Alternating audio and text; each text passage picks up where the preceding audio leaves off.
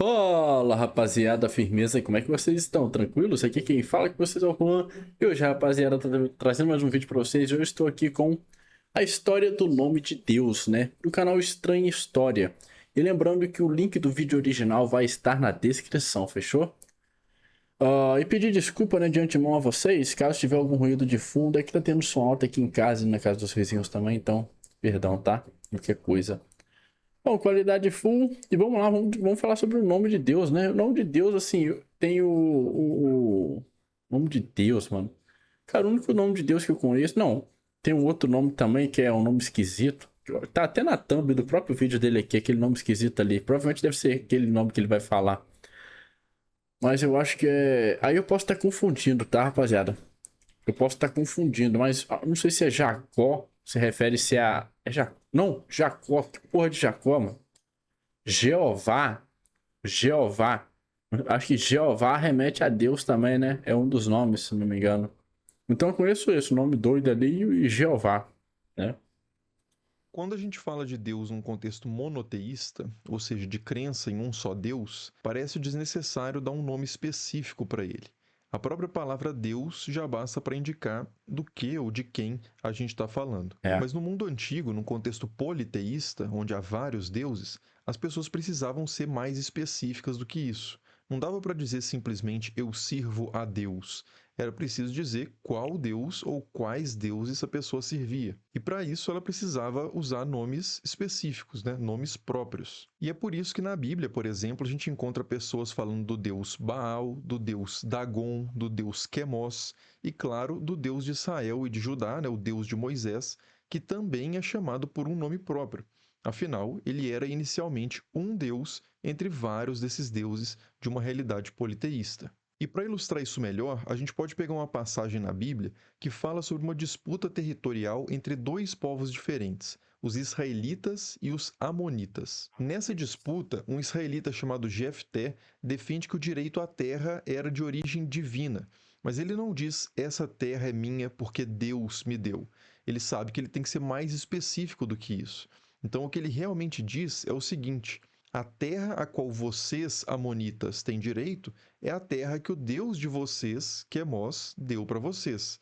E a terra a qual nós, israelitas, temos direito é a terra que o nosso Deus, e aí ele diz o nome próprio desse Deus, deu para nós. E eu não vou pronunciar esse nome ainda aqui para não queimar etapa, né? A gente vai fazer isso ao longo do vídeo mais para Entendi. frente, mas eu posso mostrar como que esse nome era escrito inicialmente, né? E usando inclusive o registro arqueológico mais antigo que a gente tem desse nome. E esse registro é esse objeto que vocês estão vendo aí, que é a pedra moabita, ou então estela de Mecha.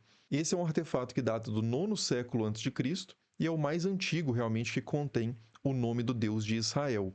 E curiosamente, esse artefato não foi produzido por israelitas.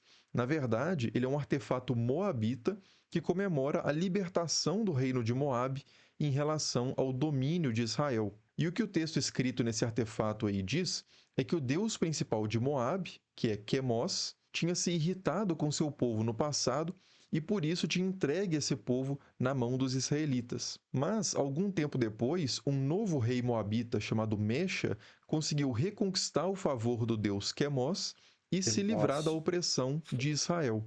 E mais especificamente, esse texto também diz que nessa vitória militar de Moabe contra os israelitas, alguns objetos ligados ao culto do Deus tutelar de Israel foram tomados e colocados aos pés de Quemos, que era o Deus tutelar de Moabe. Isso para afirmar, claro, a superioridade desse Deus em relação ao outro São e, de outro. certa forma, também a superioridade dessa nação em relação à outra. Então, é justamente nesse contexto, né, e falando nessa parte específica dos objetos do templo do Deus de Israel, que a estela de Mecha registra qual o nome desse Deus, dessa forma que vocês estão vendo aí na tela. Né? Eu São não sei se ele. 4 Eu não sei se ele. Desculpa. Eu não sei se ele explicou, né? Mas. Qual é esse idioma aí, velho, que tá escrito aí? o nome desse Deus, dessa forma que vocês Tipo, estão vendo. talvez ele tenha o nome dos povos, né? Mas eu não sei o idioma. Assim, fala pra falar.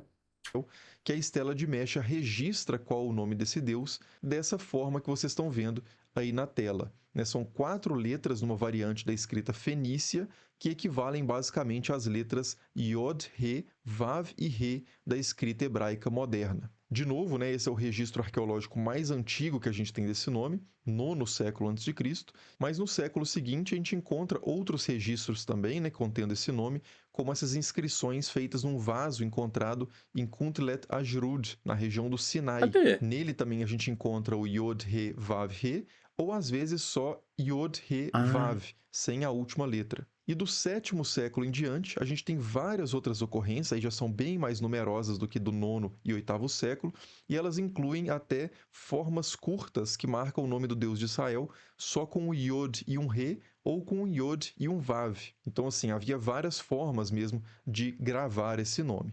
Mas beleza, né? A escrita desse nome era assim, mas como que ele era pronunciado?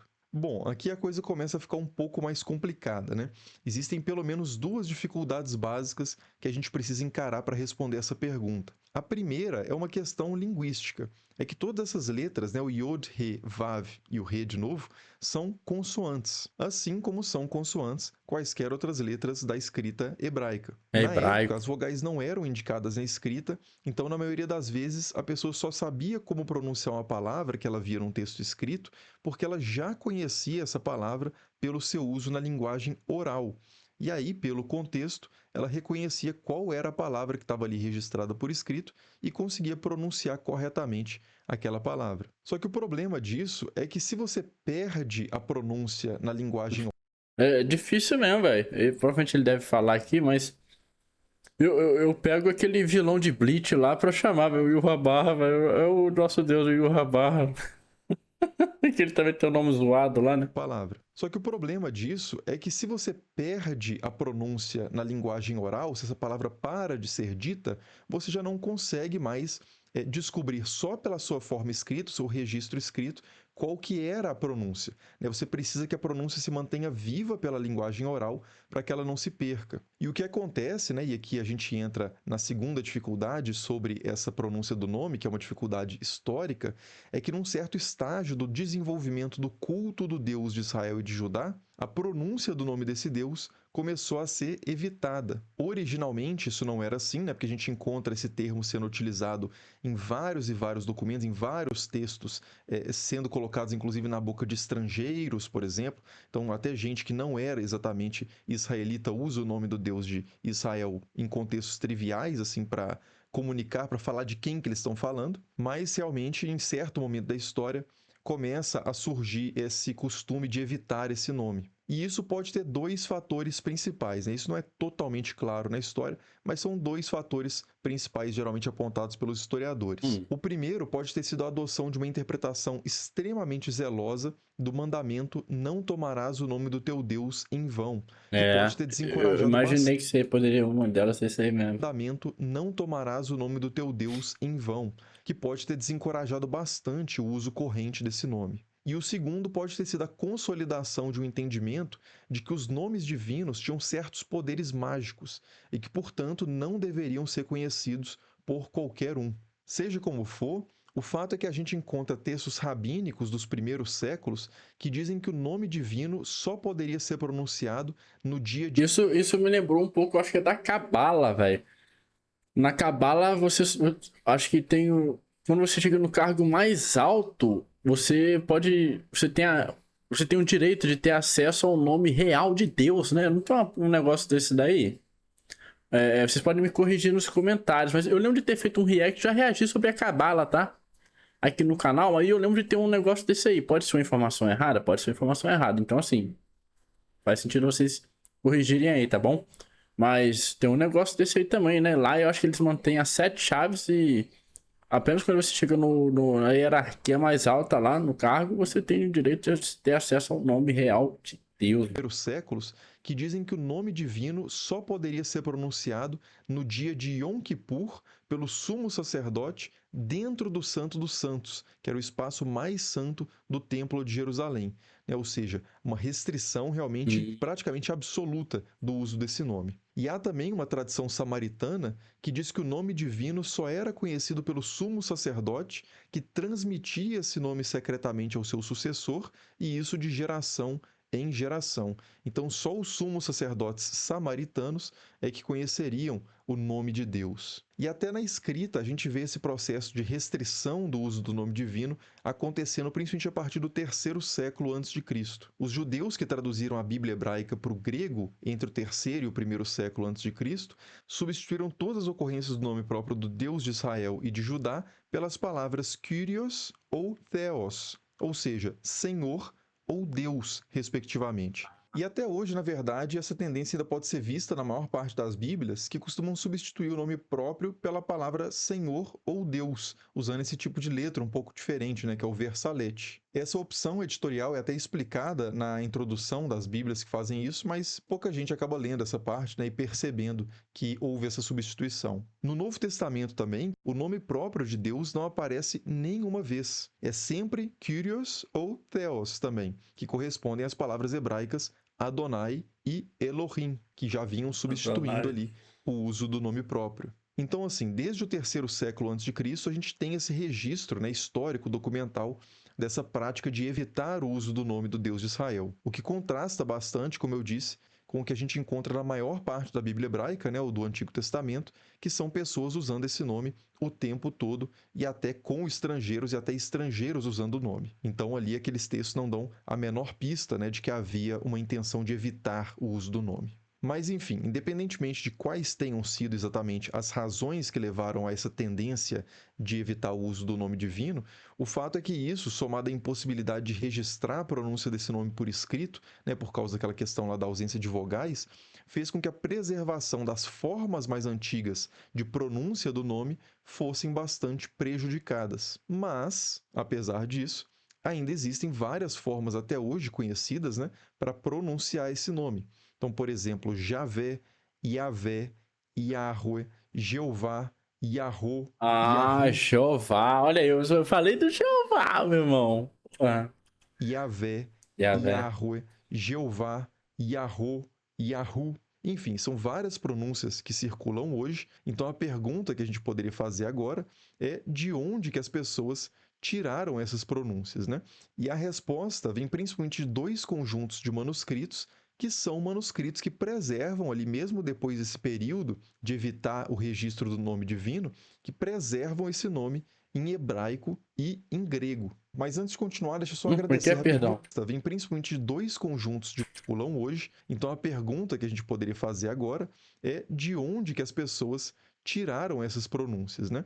E a resposta vem principalmente de dois conjuntos de manuscritos que são manuscritos que preservam ali, mesmo depois desse período de evitar o registro do nome divino, que preservam esse nome em hebraico e em grego. Mas antes de continuar, deixa eu só agradecer rapidinho aqui a Insider, né, que está patrocinando esse vídeo, vem viabilizando aqui as produções do canal já há algum tempo. E a Insider, se você não conhece ainda, é quem produz, por exemplo, essas camisetas que dão ali o nome divino. Então vamos começar aqui o tema qualquer produto da loja. Então depois, se você tiver interesse, dá uma passada lá.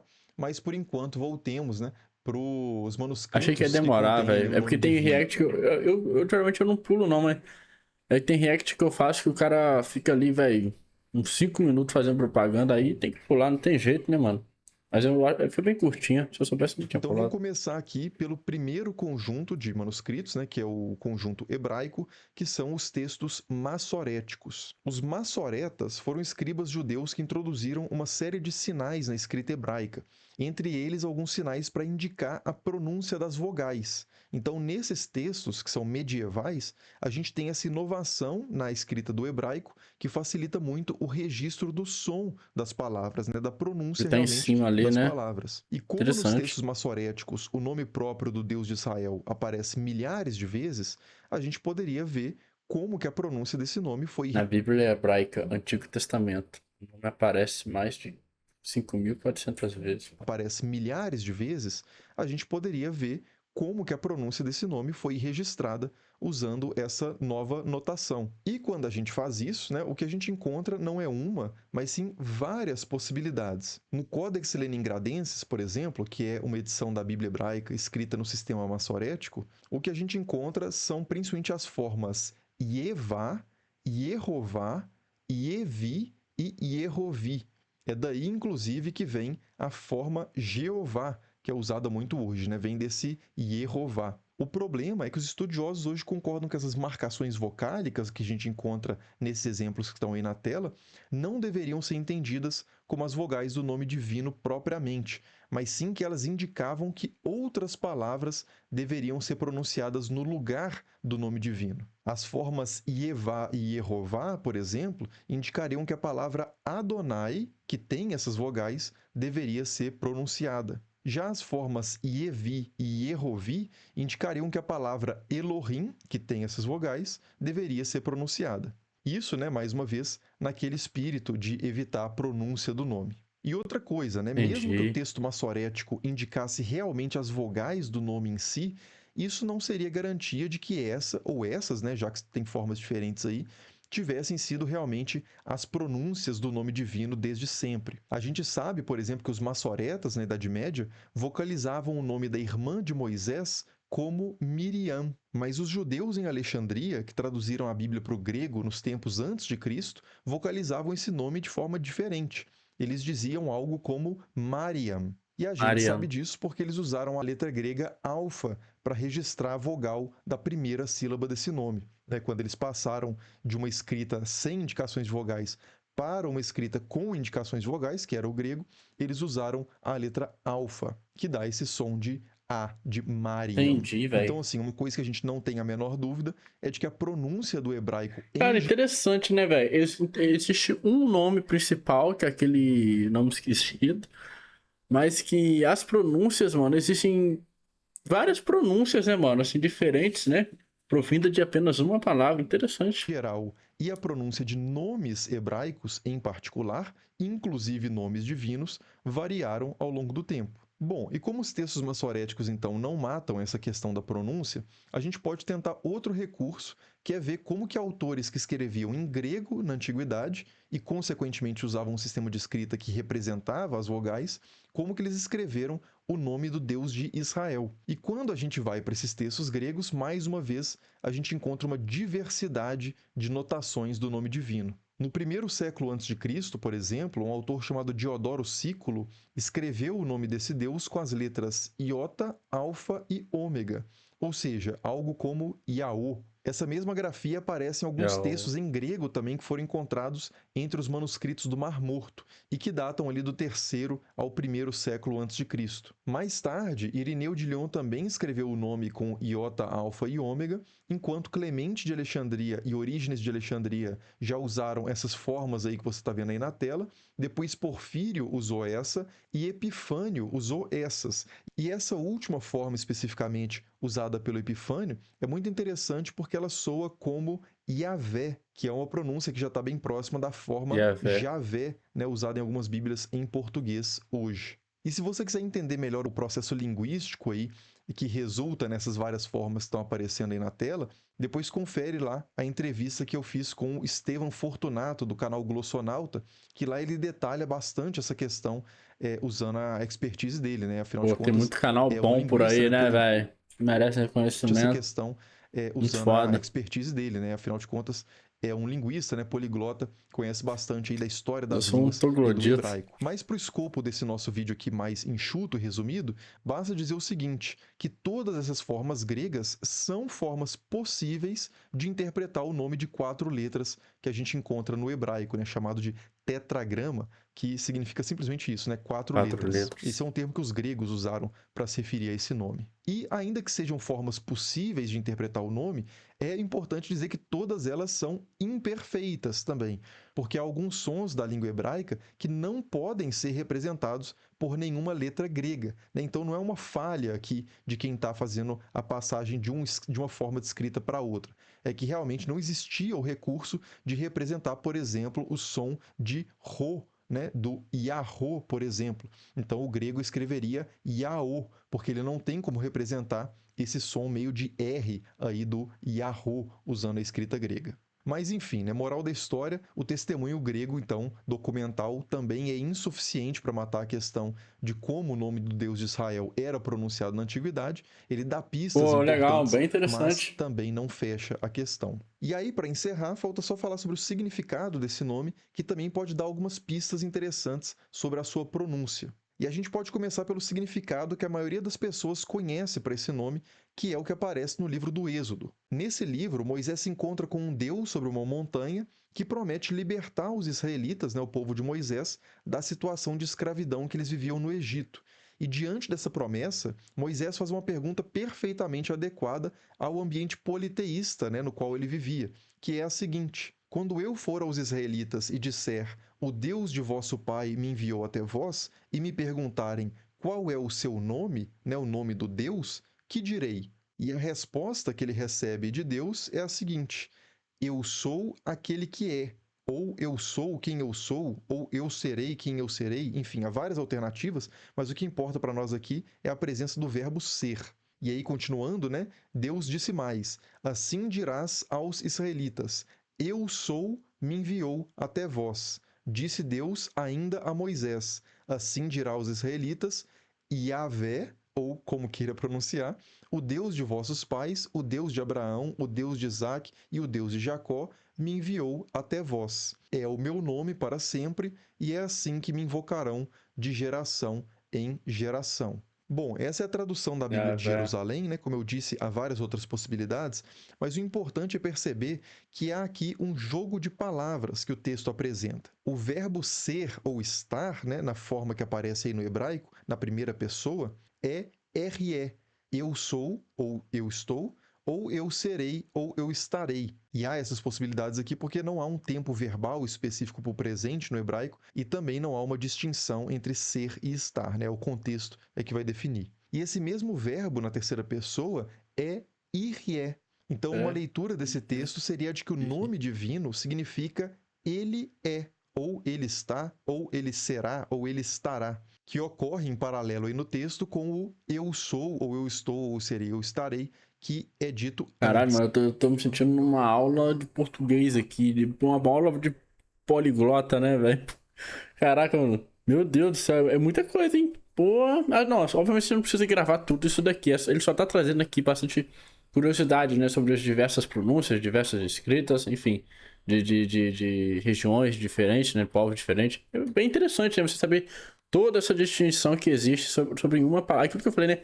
Como uma palavra gera vários significados, várias interpretações, né, velho? Várias pronúncias, né? Enfim, muito foda isso daí. Então, uma leitura desse texto seria a de que o nome divino significa ele é, ou ele está, ou ele será, ou ele estará, que ocorre em paralelo aí no texto com o eu sou, ou eu estou, ou serei, ou estarei, que é dito antes. Então, se a ideia for realmente essa, a pronúncia do nome É, divino né? teria que ser parecida o suficiente com a pronúncia do verbo ser, estar na terceira pessoa, irie, para que esse jogo de palavras fizesse sentido, né? Para que Deus dissesse primeiro eu sou, RE e depois IRE ou algo parecido com isso, como Yahweh. Agora, vale dizer também que nem todos os historiadores É, ué. acreditam que essa história aí presente no Êxodo registra de fato o significado original do nome divino. É possível também que o autor dessa passagem do Êxodo tivesse simplesmente fazendo o que é chamado de etimologia popular, que é basicamente reinventar um significado para um nome que as pessoas já não se lembram mais o que significava antes. Isso é muito comum em textos antigos em geral e muito comum na Bíblia, inclusive. Então, assim, há outras propostas alternativas, né, colocadas por alguns historiadores, mas nada que tenha muita solidez também no estado atual da pesquisa acadêmica. Em resumo, então, o Deus que hoje é chamado frequentemente só de Deus, pura e simplesmente, foi chamado historicamente por um nome mais específico, né, um nome próprio, que aparece pela primeira vez no registro arqueológico no 9º século a.C. e que era pronunciado o tempo todo, dada a necessidade de especificar qual é exatamente o seu Deus ou seus deuses num contexto politeísta. Com o tempo, desde o 3º século a.C., pelo menos, o nome desse Deus começou a ser evitado e substituído por palavras como Adonai, né, Senhor, O ou Adonai me Elohim, quebra, velho. Deus, e isso comprometeu bastante a preservação da pronúncia desse nome. É possível até tentar recuperar essa pronúncia em alguma medida, considerando os registros antigos que a gente tem dele e a origem semântica do nome também, né, o seu Ixi. significado, mas nada que seja absolutamente definitivo, né? Até porque, como a gente viu, né, certamente esse nome, assim como qualquer outro nome, qualquer palavra de qualquer idioma, teve diferentes pronúncias ao longo do tempo e do espaço. A reconstrução acadêmica internacional mais convencional hoje é algo como Yahweh, ou em É, português ué. Yahvé, ou Javé. Mas, de novo, né, a história desse nome não se reduz a essas pronúncias. A verdade é que, ao longo do tempo, foram várias as formas de escrever, de pronunciar, de entender o significado e de lidar religiosamente com esse nome. Se você quiser conhecer mais outros Yahweh eu detalhes acho mais da hora. e de lidar religiosamente com esse nome. Se você quiser conhecer mais outros detalhes ainda dessa história, depois veja lá a entrevista com o Estevão, do canal Glossonauta, que lá a gente fala mais sobre outras questões e ele explica também de forma bem mais detalhada os aspectos linguísticos dessa história. E claro, né, as referências bibliográficas também, né, os livros e artigos consultados para fazer esse vídeo, estão aí listados na descrição do vídeo e há inclusive livros em português aí que vocês conseguem achar com facilidade. Então eu recomendo fortemente dar uma olhada aí e é isso. Muito obrigado por assistir e até o próximo vídeo. Falou! Pô, maneiro, velho. Como é que é o nome ali em português, cara? Assim.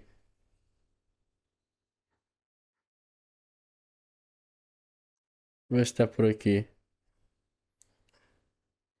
Essa primeira pedra. Eu acho que não vai ter, mas velho. beleza, aqui a coisa É YW. Eu não lembro, velho. Eu pulando aqui, eu não vou achar. Estrangeiros, por exemplo. Então, até gente que não era exatamente israelita usa o nome do Deus de Israel. Enfim, tá na thumb dele aí. Agora eu não vou lembrar, velho. Verdadeiro nome de Deus. Vou botar no Grogs aqui, ó. YHWH. YHWH. Ah, tá. Entendi. Tá ligado. YHWH. Tá. Porra, da hora, velho. Muito bom. Excelente vídeo aí Opa, cliquei aqui. Outro vídeo dele, né? Excelente vídeo do Estranha História, cara. Muito bom. Ele traz um conteúdo muito bem explicado, muito bem detalhado, né?